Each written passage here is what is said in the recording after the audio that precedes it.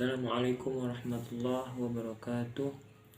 Alhamdulillahirabbil alamin. Wassalatu wassalamu ala asrafil anbiya'i wal mursalin wa ala alihi wa ashabihi ajma'in, amma ba'd. Puji syukur kita atas kehadirat Allah Subhanahu wa taala yang telah memberikan kita nikmat kesehatan, nikmat iman, sehingga kita dapat melaksanakan ujian secara online, ujian UAS ini yang insyaallah diberkahi Allah Subhanahu wa taala. Salawat berangkaikan salam mari kita hadiahkan kepada junjungan Nabi besar Muhammad sallallahu alaihi wasallam. Allahumma shalli wa sallim wa barik alaihi. Semoga yang berselawat kepada beliau mendapatkan syafaatnya di yaumil akhir kelak, amin ya rabbal alamin. Perkenalkan, nama saya Muhammad Fauzan Al-Ansori dari kelas manajemen dakwah D semester 1 yang ingin mempresentasikan atau ingin merusumi membuat video tentang Pancasila. Pada dasarnya, negara telah memberikan perlindungan terhadap hak anak untuk memperoleh status kewarganegaraan dengan diberlakukannya Undang-Undang Kewarganegaraan yang lama maupun yang baru.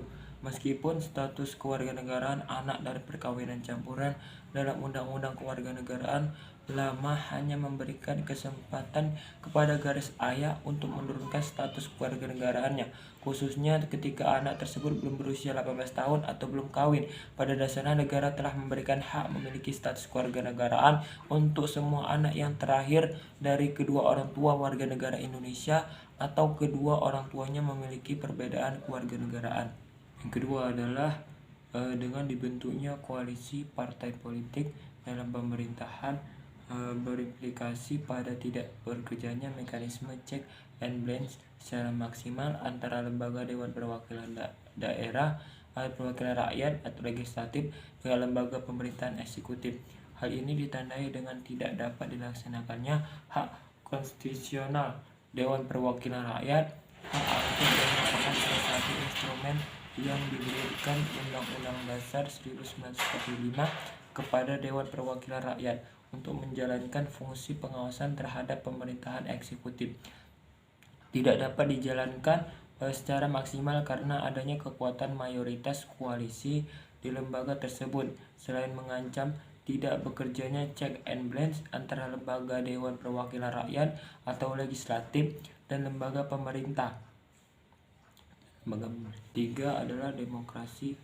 Demokrasi adalah gagasan atau pandangan hidup yang mengutamakan persamaan hak dan kewajiban serta perlakuan yang sama bagi semua warga negara. Prinsip demokrasi dibedakan menjadi dua, yaitu prinsip demokrasi sebagai sistem politik dan prinsip non-demokrasi atau kediktatoran. Kedua adalah demokrasi memiliki banyak jenisnya, yaitu demokrasi menurut cara aspirasi rakyat atau demokrasi langsung atau demokrasi tidak langsung, dan demokrasi berdasarkan prinsip ideologi, demokrasi liberal, demokrasi rakyat, demokrasi Pancasila. Yang keempat adalah hakikat dari konstitusi.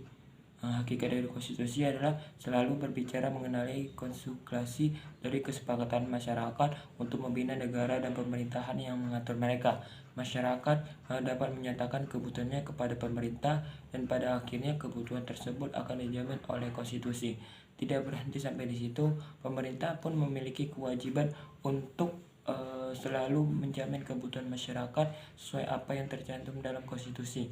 Tetapi kebutuhan masyarakat tidak hanya seperti apa yang termaktub dalam konstitusi, melainkan juga apa yang pada saat ini terus berkembang dalam kehidupan masyarakat. Maka dari itu pemerintah memiliki tanggung jawab untuk terus-menerus memperbaiki konstitusi sesuai dengan kebutuhan masyarakat. Adalah HAM, kehadiran dua lembaga yang bergerak di bidang perlindungan terhadap hak asasi perempuan, yakni Komnas Perempuan serta Kementerian Pemberdayaan Perempuan dan Perlindungan Anak diharapkan dapat saling bahu-membahu untuk mewujudkan perlindungan yang berjalan baik serta efektif. Selain itu, pembuatan regulasi-regulasi di bidang hak asasi juga diharapkan menjadi formula yang saling melengkapi untuk membuat perlindungan semakin berjalan dengan baik. Namun apabila melihat dari statistik yang dirilis dari Komnas HAM, angka pelanggaran terhadap hak asasi manusia terus menunjukkan tren negatif, di mana setiap tahunnya selalu terlihat terjadinya kenaikan yang cukup signifikan dari tahun sebelumnya. Jumlah peningkatan yang selalu signifikan setiap tahunnya tentu dapat diartikan sebagai kurangnya keseriusan pemerintah dalam menjalankan fungsinya sebagai pihak yang seharusnya dapat menjamin pelindungan hak asasi manusia terhadap hak asasi manusia dapat berjalan dengan baik. Yang keenam adalah otonomi daerah. Penyelenggaraan otonomi daerah yang sehat dapat diwujudkan dengan ditentukan oleh kapasitas yang dimiliki oleh manusia pelaksananya, dan berarti otonomi daerah hanya dapat berjalan dengan sebaik-baiknya apabila manusia pelaksananya baik, dalam arti mentalitas maupun kapasitasnya. Pentingnya manusia pelaksanaan karena manusia merupakan unsur dinamis dalam organisasi yang bertindak atau berfungsi sebagai subjek penggerak roda pemerintah. Oleh karena itu, kualifikasi mentalitas dan kapasitas manusia yang kurang memadai dengan sendirinya melahirkan implikasi yang kurang menguntungkan bagi penyelenggaraan otonomi daerah. Dalam pemerintahan daerah, terdapat pemerintahan daerah yang penyelenggaraan urusan pemerintah oleh pemerintahan daerah dan Dewan Perwakilan Rakyat Daerah atau DPRD. Kemudian alat-alat perangkapan daerah, yakni aparatur atau pegawai daerah, dan terakhir rakyat daerah, yaitu sebagai komponen yang merupakan sumber energi terpenting bagi daerah sebagai organisasi yang bersistem. Yang ketujuh adalah pendidikan anti korupsi.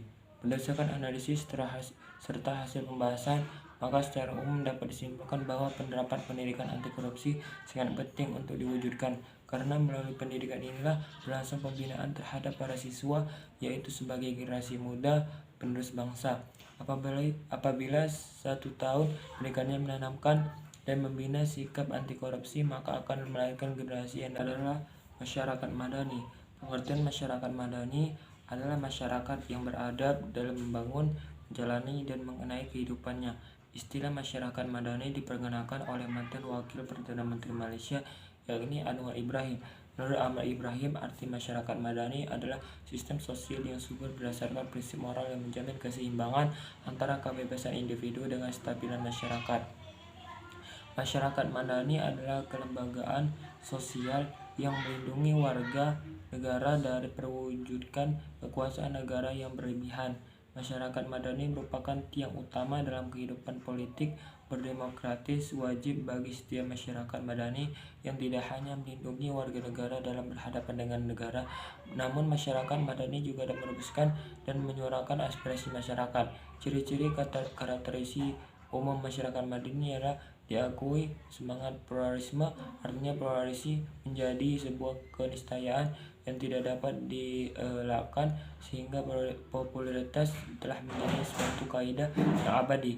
Kedua adalah sikap toleran antara sama agama dan umat agama lain.